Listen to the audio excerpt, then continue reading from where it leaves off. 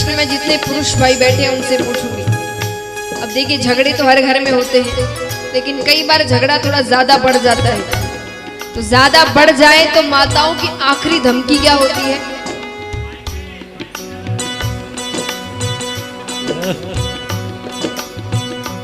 ऐसा लग रहा है कितनी बार सुना हो मानो इन्होंने। तो माता भी यहाँ पर झगड़ा ज्यादा बढ़ गया, महादेव जी मानने को तैयार नहीं है। तो माता क्या जवाब देती है?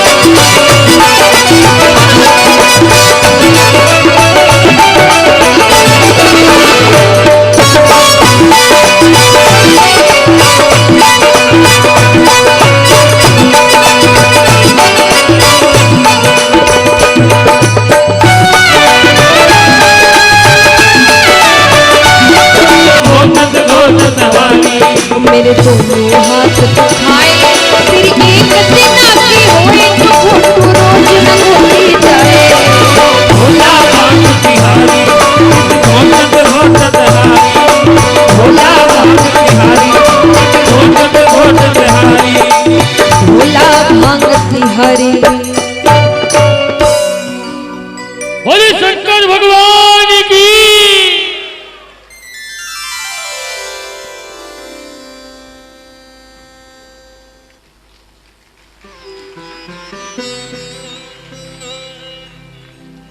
तो महाराज,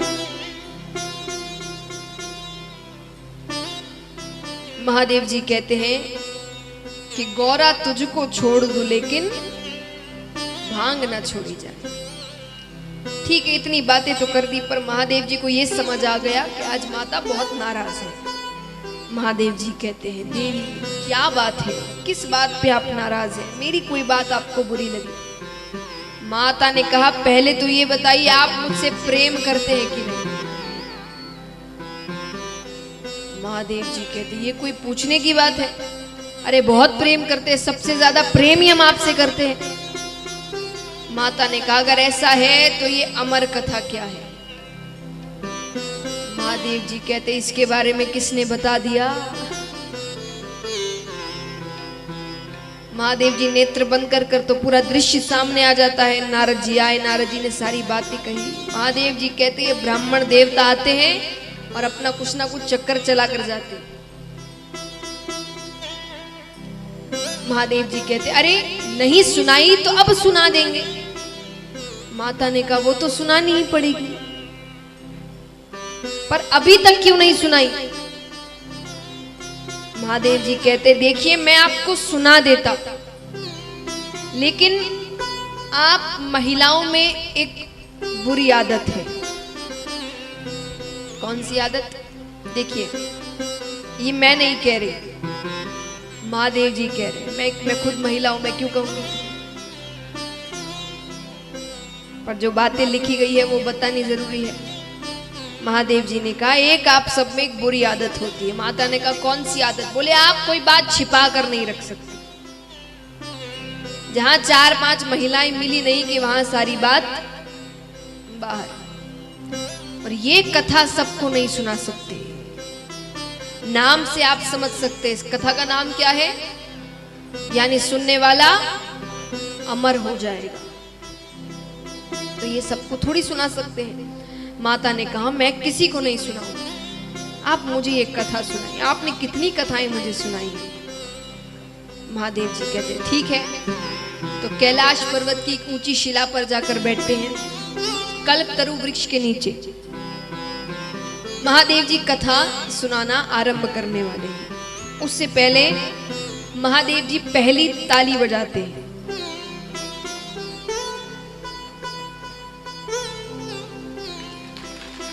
एक ताली, महादेव जी पहली ताली बजाते हैं। तो जितने भी जीव जंतु थे कैलाश पर्वत पर, वो कैलाश पर्वत छोड़कर जाने लगते हैं। क्यों? ताली का महत्व है। अब देखिए वहां तो महादेव जी ने ताली बजाई है, उनकी ताली का आदेश था सबको जाने का, सब समझ गए चले गए। पर आप सबको ताली बजाने क्यों कहा जाता है? आप कथा में जाओ, कीर्तनों में जाते हैं, कई बार कथा जो महाराज इत्यादि कर रहे होते हैं वो आपको ताली बजाने कहते हैं। गायक कलाकार जो गा रहे होते हैं वो आपको ताली बजाने को बड़ा कहते हैं। कुछ लोग तो तालियां बजाते, कुछ बड़े झुंझला जाते हैं, क्या बार बार ताली ताली।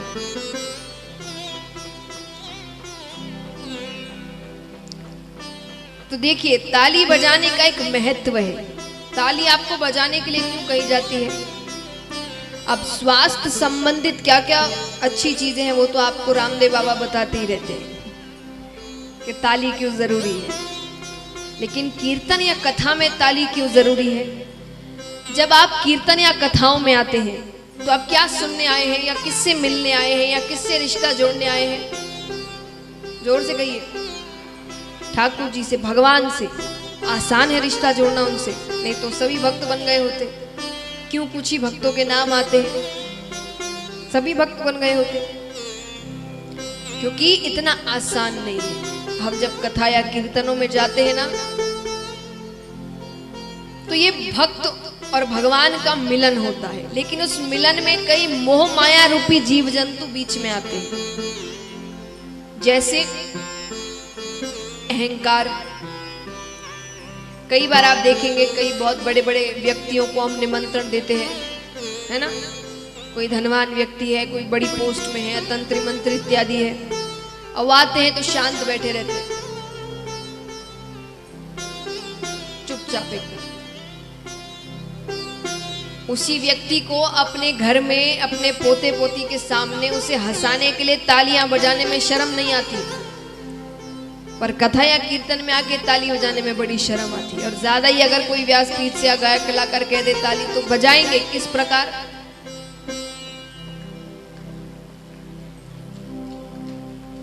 तो ये क्या है? अहंकार। जब हम भगवान के धाम में आकर भी अपने आप को बड़ा समझते हैं, तो अहंकार आपको ताली बजाने नहीं देता, और अहंकार होगा तो भगवान से कभी मिलन नहीं होगा। दूसरा, आलस्य। अब नींद तभी आएगी ना जब शांत बैठे रहोगे, ताली बजाते रहोगे, खुश रहोगे, कथा में ध्यान दोगे तो नींद नहीं आएगी। तो ताली आपके आलस्य को दूर करती है। तीसरा, कई बार हमारे आसपास ऐसे जीव जंतु बैठ जाते हैं जो खुद तो कथा सुनते नहीं, ना दूसरों को सुनने देते हैं।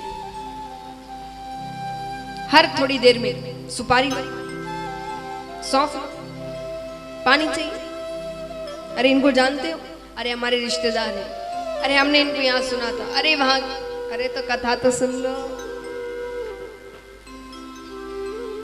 फिर ये व्यक्ति कथा के बाद कैसे करते पता है आपको?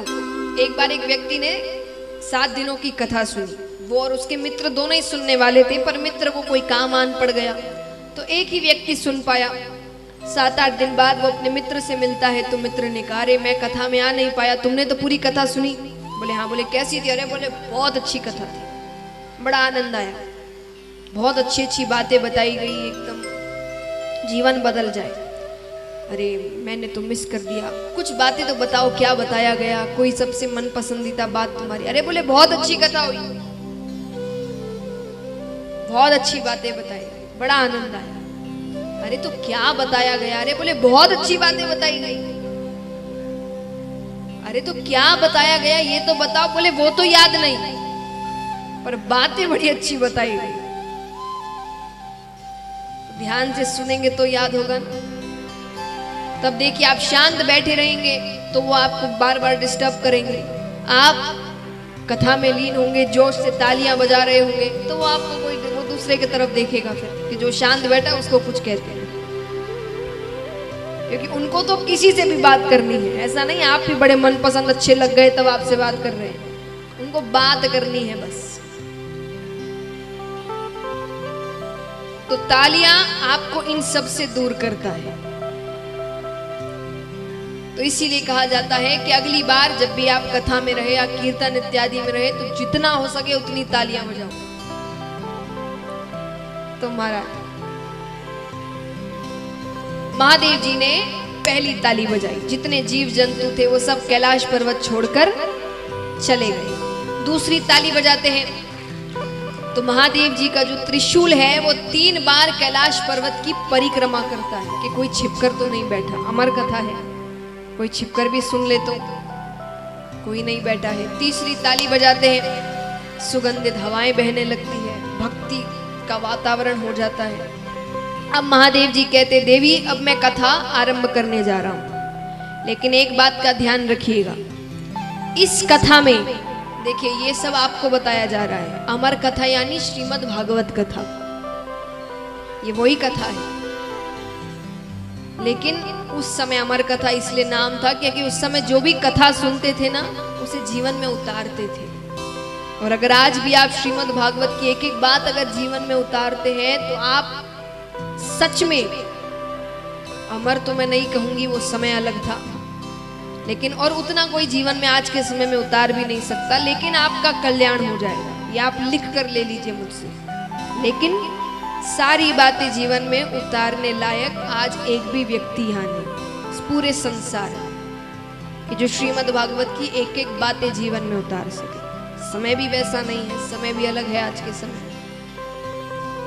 क्योंकि देखा जाए तो इसमें कहा गया है कि जो गृहस्थ का भी पालन करते हैं, वो बच्चे जब थोड़े बड़े और समझदार हो जाए तब उनको भी गृहस्थ छोड़कर वन की ओर जाकर तपस्या करनी चाहिए।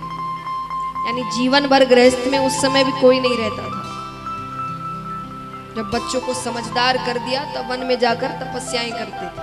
वो कौन करेगा? इसीलिए कथा यही है। पर उस समय जिस तरीके से पालन किया जाता था, उतना पालन अगर आज भी करे तो अमर हो जाए, लेकिन उतना कोई कर नहीं सकता। तो महादेव जी पार्वती माता के माध्यम से हम सबको सुना रहे हैं। महादेव जी ने कहा, देवी इस कथा में निद्रा रानी परीक्षा लेने आती है। निद्रा रानी यानी नींद, कि अगर ध्यान से कथा सुन रहे हैं तब तो वो चली जाएगी, पर इतना सा भी ध्यान अगर भटका, एक झपकी तो आएगी। ये आपको भी लगता होगा, पूरी कथा सुनी होगी, एक तो झपकी, लेकिन एक तो झपकी के समय यानी ध्यान भटका था। तो महादेव जी कहते ध्यान नहीं भटकना चाहिए आपका।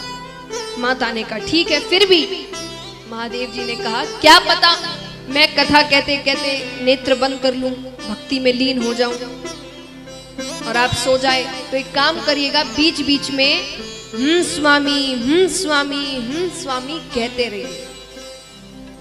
महिलाओं को खास कर पता होगा, व्रत इत्यादि में जो कहानियां कहते हैं ना, सामने वाले को कहा जाता है कि हुंकारा भरो।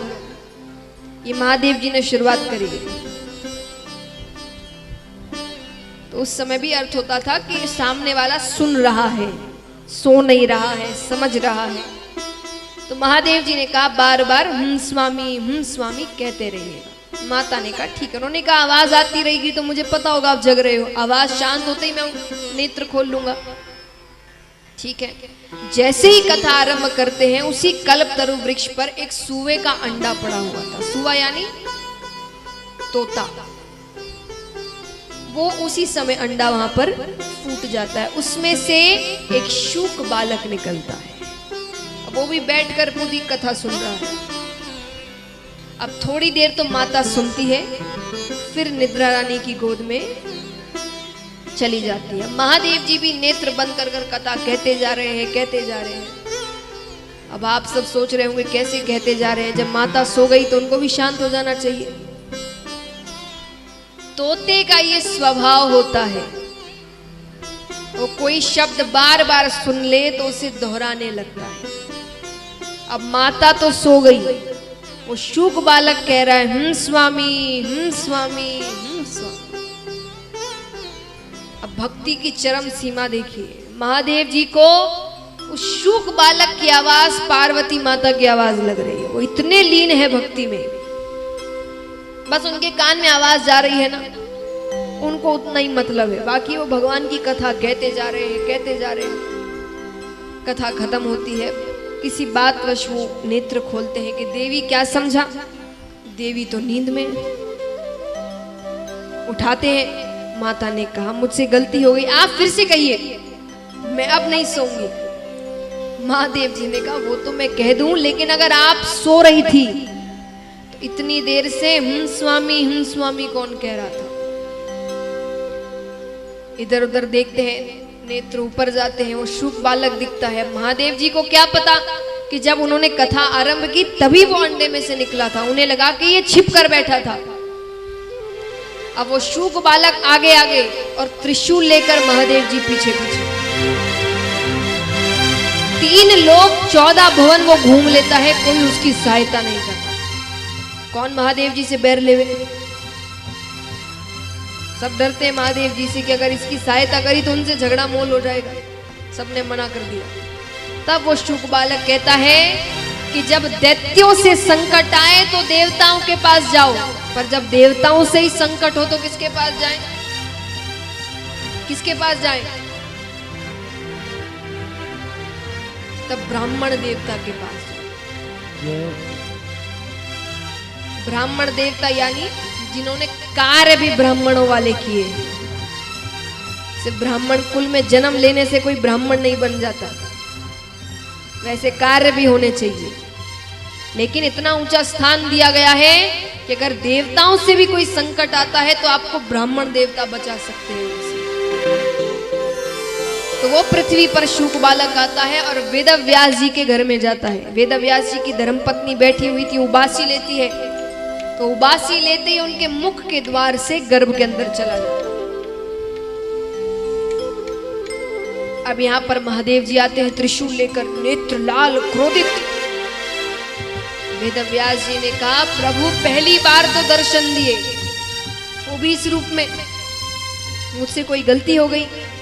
महादेव जी कहते गलती नहीं हुई, चोर मेरे यहां से चोरी करके आपके यहां आया है। वेदव्यास जी ने कहा चोरी, वो भी आपके यहां, चुराने को है ही क्या। महादेव जी ने कहा क्या कहा? अरे नहीं, मेरा मतलब है आप तो बिना मांगे दे देते हैं, आपके यहां कोई क्यों कुछ चुराएगा, और आप तो कीमती वस्तु रखते ही नहीं है,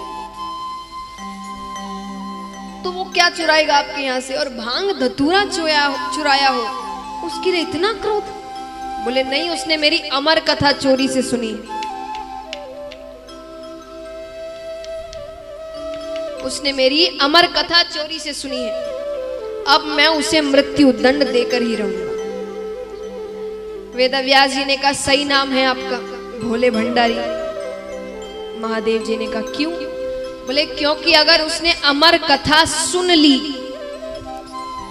वो तो अमर हो गया, आप उसे मार ही नहीं सकते।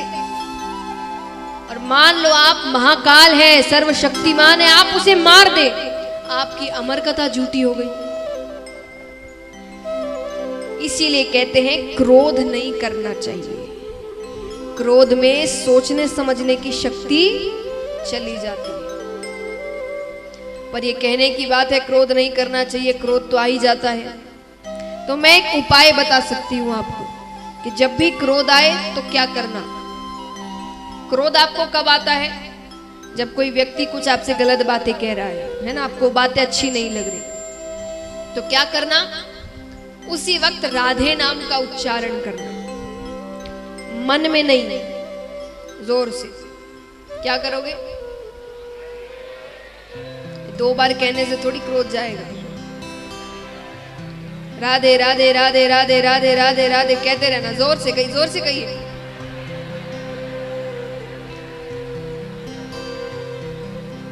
कि सबके चेहरे पर कितनी मुस्कुराहट आ गई। इससे दो चीजें होंगी, एक तो आपका क्रोध शांत होगा, दूसरा जो आपको क्रोध दिला रहा है उसे क्रोध आ जाएगा, क्योंकि उसकी वो बातें कहने का अर्थ यही है कि वो आपको क्रोध दिलाना चाहता है। पर जब आपको फर्क ही नहीं पड़ेगा तो क्रोध उसे आएगा ना, वो कहेगा अरे मैं इतनी कोशिशें कर रहा हूं और इसे फर्क ही नहीं पड़ रहा। तो करके देखना, इन 7 दिनों में कभी क्रोध आए तो कर कर देखना, और अगर काम करे तो मुझे बताना। तो महाराज राधे नाम का उच्चारण, ये उच्चारण हर चीज को ठीक कर देता है। दुख हो, संकट हो, क्रोध हो,